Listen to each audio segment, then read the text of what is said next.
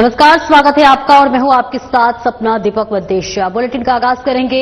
मुख्यमंत्री भजनलाल शर्मा ने गुरुवार को राजस्थान दिवस कार्यक्रम श्रृंखला के तहत जवाहर सर्किल पर आयोजित कार्यक्रम सुरक्षा एवं सुगमता का संकल्प समारोह से 150 नए पुलिस वाहनों को हरी झंडी दिखाकर रवाना किया। राज्य सरकार प्रदेश में कानून व्यवस्था को और मजबूत बनाने की दिशा में निरंतर काम कर रही है। इसके लिए पुलिस बल को तमाम आवश्यक संसाधन उपलब्ध कराए जा रहे हैं। इसी क्रम में पुलिस बल में शामिल हुए इन नए वाहनों से राज्य में आमजन के लिए सुरक्षा तंत्र को मजबूती मिलेगी। कार्यक्रम में मुख्यमंत्री ने पुलिसकर्मियों से मिलकर उनका हौसला अफजाई किया। उन्होंने प्रत्येक पुलिसकर्मी से व्यक्तिगत मुलाकात कर कुशल से पूछी। इस दौरान शर्मा ने पुलिस बैंड सहित सभी पुलिस बल के साथ सामूहिक फोटो भी खिंचवाई। पुलिस कार्मिकों का मुख्यमंत्री द्वारा हौसला अफजाई करने पर मनोबल बढ़ा तथा वे बेहद उत्साहित नजर आए।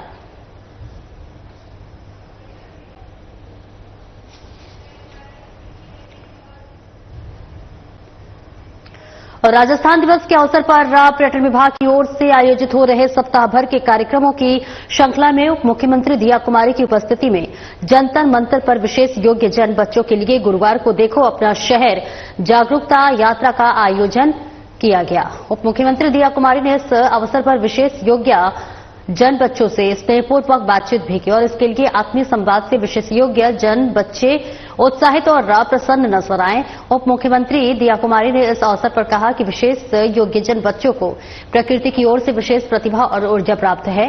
उन्होंने कहा कि ये बच्चे कई मायनों में सामान्य बच्चों से भी अधिक योग्य है।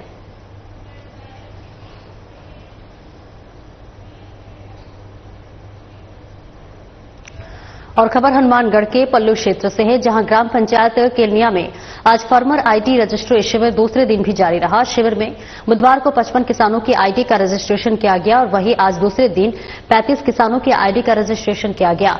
शिविर के दूसरे दिन पल्लू तहसीलदार जयसिंह मीणा ने केलनिया ग्राम पंचायत में शिविर का निरीक्षण किया। शिविर में व्यवस्थाएं संतोषजनक पाए जाने पर तहसीलदार ने भी सभी कार्मिकों का आभार व्यक्त किया। आपको बता दें कि शिविर में किसानों का पंजीकरण कर 11 अंकों की यूनिक आईडी जारी की जाएगी, जिससे वे पीएम किसान सम्मान निधि, फसल बीमा, सब्सिडी और अन्य सरकारी योजनाओं का लाभ सीधे प्राप्त कर सकेंगे। इसमें करीबन किसानों की 100 आईडी बन चुकी और कैंप का एक दूसरा दिन है। जी सर, क्या क्या व्यवस्था मिली सर कैंप में? अच्छी तरह से कैंप चलाने के लिए हमारा पटवारी है और ग्राम सेवक और सरपंच ग्रामीण सरपंच है। लोग बढ़ चढ़ के भाग ले रहे हैं सर आप फार्मर आईडी बनाने में? हाँ, लोगों का उत्साह है, काफी लोग आ रहे हैं। कुछ बचे हुए किसान हैं, उनको भी शामिल किया जाएगा।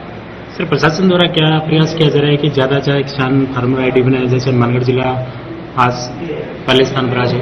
प्रशासन के द्वारा हमारे सब लोग संपर्क करते हैं, बाइक में अनाउंस करते हैं। टोंक जिला मुख्यालय के दुधिया बालाजी वन क्षेत्र में मोग्या जाति के अतिक्रमणकारियों ने वन विभाग की टीम पर हमला कर दिया और वही वन विभाग का दलदल जब क्लोजर क्षेत्र में मोग्या जाति के परिवारों के कच्चे घरों को हटाने पहुंचा तो वही महिलाओं और पुरुषों ने पथराव और लाठी डंडों से हमला कर दिया। इस दौरान वन विभाग के वाहनों में तोड़फोड़ की गई, जहां एक झोपड़ी में आग लगा दी गई और वहीं वन विभाग के रेंजर के अनुसार अतिक्रमियों ने विरोध करने पर अपना सामान निकालकर अपनी झोपड़ी में आग लगा दी। अतिक्रमियों ने वन विभाग पर आरोप लगाया है कि अतिक्रमण हटाने के दौरान उनके घरों में आग लगाई गई। वन विभाग ने सदर पुलिस थाने में मामला दर्ज कराया। उल्लेखनीय है कि क्षेत्र में मोग्या गैंग के 4 लोग चोरी और डकैती में शामिल हो रहे हैं। काफी सालों से मोग्या जाति के कुछ लोग कच्ची झोपड़ियां बनाकर रह रहे थे और अतिक्रमण किया हुआ था।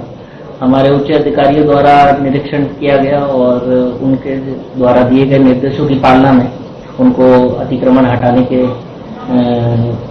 आज कार्रवाई की गई, जिसमें हमारा टोंक का स्टाफ और वन पालना का सदर और साथ में गश्ती दल का स्टाफ मौके पे पहुंचा। हमारा उद्देश्य उनको वहां से हटाने का था, अतिक्रमण हटाने का था और जिसके तहत हमारा लगभग 15 लोग थे हमारे स्टाफ में और जेसीबी के द्वारा अतिक्रमण हटाने की कार्रवाई स्टार्ट की गई। शुरू में कोई गतिरोध या किसी औपचारिकता दिक्कत नहीं आई, मगर बाद में वहाँ की जो लोकल महिलाएं जो थी उनके द्वारा हमारे स्टाफ पे पत्थरबाजी की। बाड़मेर आम आदमी पार्टी की टीम ने जिलाध्यक्ष भगवान सिंह लाभराव के नेतृत्व में बुधवार को राजकीय चिकित्सालय बाड़मेर का औचक निरीक्षण किया और वहां की चिकित्सा व्यवस्थाओं का जायजा लिया। इस दौरान जिला सचिव दीपक बिश्नोई, कार्यकर्ता रूपाराम मंसूरिया और चंपालाल गर्ग सहित कार्यकर्ता मौजूद रहे और निरीक्षण के दौरान बाहर की दवाइयां लिखने और सोनोग्राफी सेवाओं के बंद रहने, सफाई की लचर व्यवस्था और पार्किंग की अव्यवस्था को लेकर कार्यकर्ताओं ने नाराजगी जताई। वहीं जिलाध्यक्ष भगवान सिंह लाभराव ने पीएमओ से मुलाकात कर अस्पतालों की व्यवस्थाओं की जानकारी ली।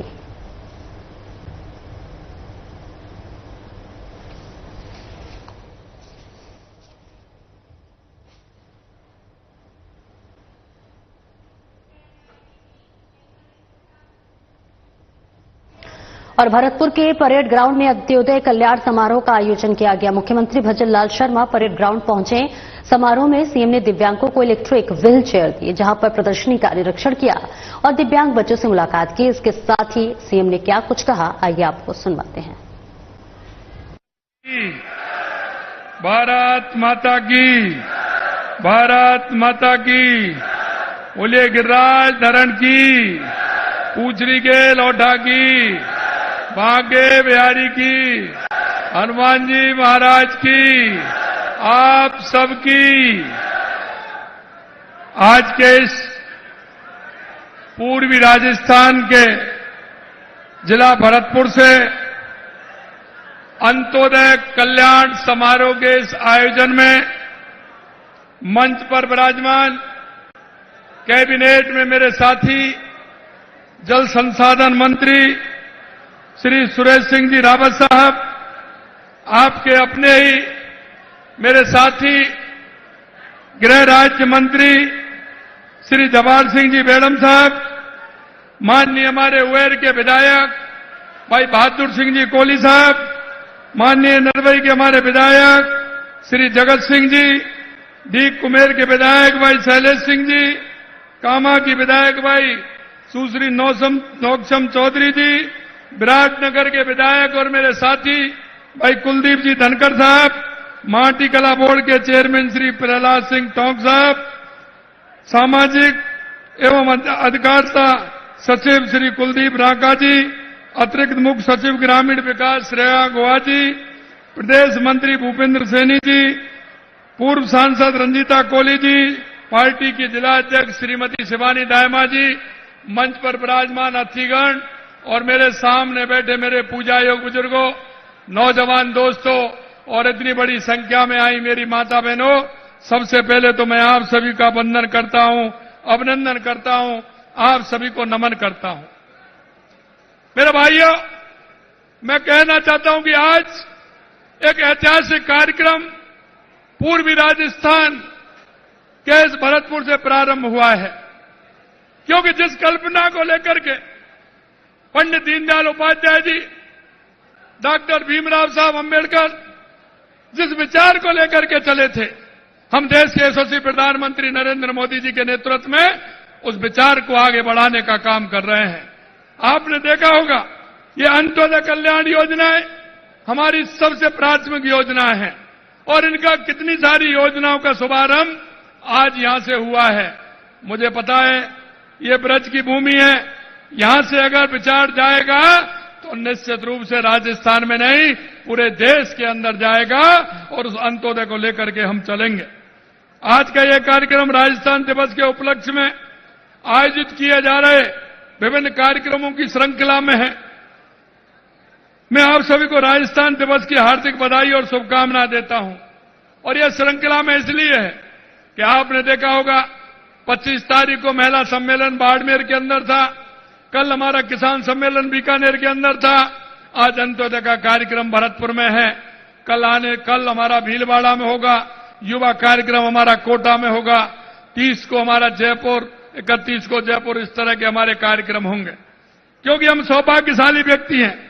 आज के इस अवसर में मैं राजस्थान के एकीकरण योगदान देने वाली विभूतियों, जिन्होंने राजस्थान का एकीकरण किया था, विशेष रूप से लौह पुरुष सरदार वल्लभ भाई पटेल जी के योगदान को मैं नमन करता हूं, उनको प्रणाम करता हूं, क्योंकि उनके अथक प्रयास से 19 रियासतें, 3 ठिकाने, उन सभी को मिलाकर के एक राजपूताना की रियासतों को एकीकृत कर सकी और राजस्थान आज आपको देखने को मिल रहा है। और ये राजस्थान वह अस्तित्व में आ सका क्योंकि हमारे उनके प्रयास रहे हैं।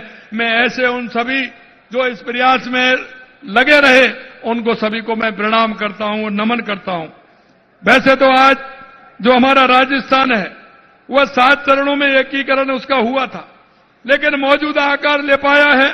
लेकिन 30 मार्च यानी कि चैत्र शुक्ल प्रतिपदा 2006 और अगर तारीख की हम बात करें 30 मार्च 1949 के दिन चौथे चरण में जिस बृहद राजस्थान का निर्माण हुआ वो राजस्थान का एकीकरण की दिशा में एक मील का पत्थर था। मेरे भाइयों, जिस बृहद राजस्थान के उपलक्ष्य में हम राजस्थान दिवस मनाते हैं वह भारतीय नववर्ष की तिथि चैत्र शुक्ल प्रतिपदा रेवती नक्षत्र इंद्र योग की शुभ घड़ी में हमारा राजस्थान अस्तित्व में आया था। सरदार पटेल जी ने इस बृहद राजस्थान की स्थापना के लिए शुभ संयोग को विशेष महत्व दिया था और सौभाग्य से इस बार भी वही शुभ संयोग और इस बार भी वही बन रहा है। वही आपकी तिथि है, वही तारीख है और वही संयोग है रेवती नक्षत्र और इंद्र योग में। इसलिए हमने कहा है कि इस स्थापना को शुभ संयोग विशेष महत्व दिया है। सौभाग्य से इस बार भी वही संयोग है। हमने आदरणीय सरदार पटेल जी और राजस्थान की जनता की भावना को सम्मान देते हुए 30 मार्च के स्थान पर हर साल भारतीय नववर्ष चैत्र शुक्ल प्रतिपदा की शुभ तिथि पर राजस्थान दिवस मनाने का हमने निर्णय किया है और इसी तिथि को हमारा राजस्थान दिवस मनाया जाएगा। आप सभी को भारतीय नववर्ष 2082 की अग्रिम हार्दिक शुभकामनाएं भी मैं देता हूं। प्रिय प्रदेशवासियों, हम सभी का सौभाग्य है कि हमें राजस्थान की इस गौरवशाली भूमि में रहने का, यहां की सेवा करने का अवसर हमें मिला है। संभावनाओं और सामर्थ्य से भरा हुआ राजस्थान विकास की नई ऊंचाइयां हासिल कर रहा है। चाहे वो अर्थव्यवस्था हो या मूलभूत सुविधाओं का विस्तार हो, राजस्थान निरंतर प्रगति की ओर अग्रसर है। इस प्रगति का लाभ प्रदेश में गरीब व्यक्ति को भी मिल रहा है। अब हाशिए पर खड़ा व्यक्ति सशक्त हो रहा है और मुख्यधारा में जुड़ रहा है। और जैसा मैंने कहा, पंडित दीनदयाल उपाध्याय जी का अंत्योदय सिद्धांत मार्गदर्शक है। इस सिद्धांत के समाज के अंतिम व्यक्ति का उत्थान, क्योंकि जब तक वो अंतिम व्यक्ति का उत्थान नहीं होगा, और हमारी जो थीम है जिसे लेकर के देश के यशस्वी प्रधानमंत्री नरेंद्र मोदी चलते हैं, हमारा युवा, हमारी महिला, हमारा किसान, हमारा मजदूर अगर सशक्त होगा तो निश्चित रूप से हमारा गांव भी सशक्त होगा, हमारी तहसील भी सशक्त होगी, हमारा जिला भी सशक्त होगा, हमारा प्रदेश भी सशक्त होगा और हमारा देश भी सशक्त होगा। और आपने देखा है, लगातार हमने 7 दिन के कार्यक्रम में हम राजस्थान के उस अंतिम पंक्ति में खड़े व्यक्ति की चिंता करते हुए हमारी योजनाओं का लाभ हम दे रहे हैं। और इसीलिए मैं कहना चाहता हूं, मेरा भी मानना है कि जब तक आखिरी पंक्ति का व्यक्ति आत्मनिर्भर नहीं होगा तब तक विकास अधूरा रहेगा। उनकी स्थिति में सुधार लाकर ही समाज का वास्तविक विकास संभव हो सकेगा। इसी सोच के साथ हमने सरकार में आते ही गरीब परिवार की महिलाओं को 450 रुपए में एलपीजी सिलेंडर उपलब्ध कराने का काम हमारी सरकार ने किया है। और हमने जो हमारे कोई भी व्यक्ति है उसको लाभ देने का काम किया है। हम चाहते हैं कि हमारे प्रदेश में कोई भी व्यक्ति भूखा ना रहे, इसके लिए अन्नपूर्णा रसोई चला रहे हैं। इस योजना में हर जरूरतमंद व्यक्ति को मामूली कीमत पर गुणवत्ता पौष्टिक भोजन उपलब्ध कराया जा रहा है। भोजन की थाली की गुणवत्ता सुधारने के लिए हमने अनुदान भी बढ़ाया है। गरीब परिवार की बालिकाओं को जन्म पर, क्योंकि गरीब बालिका किस तरह से सशक्त हो सकती है, उनके जन्म पर पहले हमने पिछली बार 1 लाख रुपए कहा था और अब हम 1.5 लाख रुपए उनको दे रहे हैं। लाड़ो प्रोत्साहन योजना के माध्यम से हम चला रहे हैं। आपने देखा होगा, अभी मैं स्टॉल पे गया था, मैंने देखा, मेरी बहनों से मैंने पूछा कि आपकी आय कितनी है। जैसा कि अभी हम जब संवाद कर रहे थे तो मेरे अलवर के भाई ने कहा था कि मेरी आय डबल हो गई है। इसी तरह लखपति दीदी योजना के माध्यम से स्वयं सहायता समूह से जुड़ी महिलाओं की आर्थिक रूप से आत्मनिर्भर एवं सशक्त बनाने का काम हमारी सरकार कर रही है। पहले हमने आजीविका की बहनों को 2.5% ब्याज पे हम ऋण देने का काम किया था, लेकिन हमने इस बजट में उस 2.5% को भी 1.5% करने का काम हमारी सरकार ने किया है, जिससे कि वो आत्मनिर्भर बन सकें और अपना काम कर सकें। हमने प्रधानमंत्री मातृवंदन योजना के तहत गर्भवती महिलाओं को दी जाने वाली 5,000 रुपए की राशि को बढ़ाकर 6,500 करने का काम किया है। श्रमिकों और स्ट्रीट वेंडरों को वृद्धावस्था में संबल प्रदान करने के लिए विश्वकर्मा पेंशन योजना लागू की है। इसके अलावा हमने अल्पाय वर्ग के बुजुर्ग व्यक्तियों, विधवाओं, एकल नारियों, दिव्यांग व्यक्तियों तथा लघु एवं सीमांत किसानों को दी जा रही पेंशन बढ़ा करके हमने 1,250 रुपए करने का काम किया है। प्रतिमाह 1,250 रुपए। बजट में हमने गिग वर्कर्स, असंगठित क्षेत्र के अन्य कामगारों को सामाजिक सुरक्षा के लिए gig and unorganised workers development fund बनाने का प्रावधान भी हमने किया है। भाई और बहनों, मेरा संकल्प है, हम जिस संकल्प के साथ चल रहे हैं, गरीबी मुक्त राजस्थान हो, इसके लिए बजट में पंडित दीनदयाल उपाध्याय गरीबी मुक्त गांव योजना शुरू की गई है। आपने देखा था कांग्रेस जब भी आती थी, नेहरू जी से लेकर के और राहुल जी तक जितने भी लोग आए, इन्होंने गरीबी हटाओ का नारा दिया है, लेकिन कभी इनका गरीबी से वास्ता नहीं रहा। हमेशा आप देखते थे जब भी चुनाव आते थे गरीबी हटाओ का नारा लगाते थे। नेहरू जी ने भी लगाया, इंदिरा जी ने भी लगाया, राजीव जी ने भी लगाया, मनमोहन सिंह जी भी लगा गए और भी कई लोग लगा गए, लेकिन कभी इनका गरीब से वास्ता नहीं रहा। अगर गरीब का वास्ता रहा तो 2014 के बाद देश के यशस्वी प्रधानमंत्री नरेंद्र मोदी जी ने गरीब कल्याण की योजनाओं के माध्यम से नीचे गरीब तबका तक कैसे लाभ पहुंचे। और आपने अब देखा है, हमने पिछले बजट में आपने देखा, हमने गरीबी मुक्त राजस्थान बनाने के लिए गरीबी मुक्त गांव योजना प्रारंभ की है। हम उसमें यह करने जा रहे हैं कि बीपीएल मुक्त अगर मेरा गांव होगा तो गांव हमारा होगा। हमने बीपीएल मुक्त गांव बनाने की घोषणा की है और पहले चरण में राजस्थान के 5,000 गांव को बीपीएल मुक्त बनाने का काम हमारी सरकार करेगी। उसमें हमने यही नहीं कि हमने घोषणा की है, उसमें हमने 300 करोड़ रुपए का प्रावधान भी रखा है।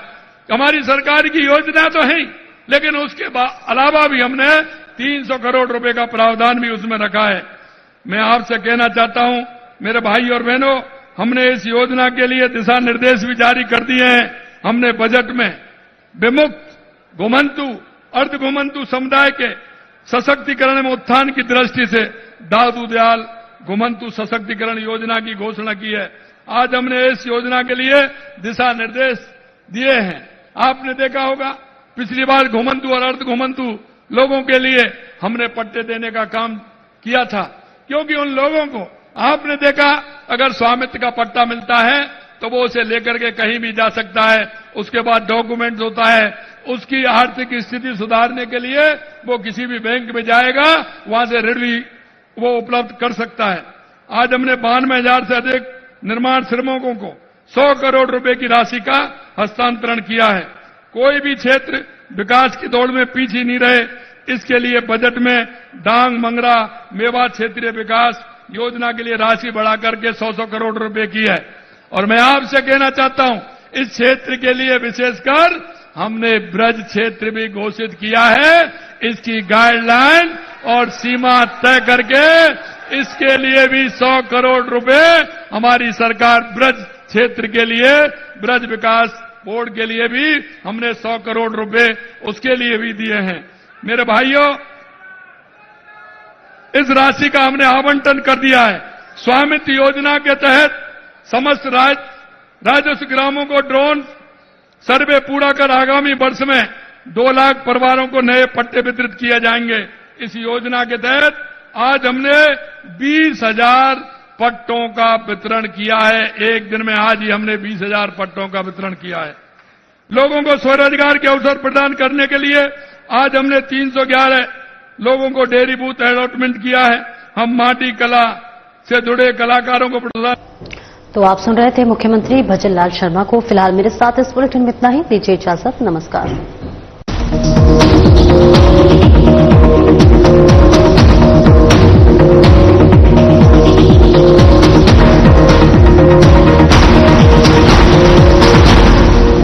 क्या रंग खिला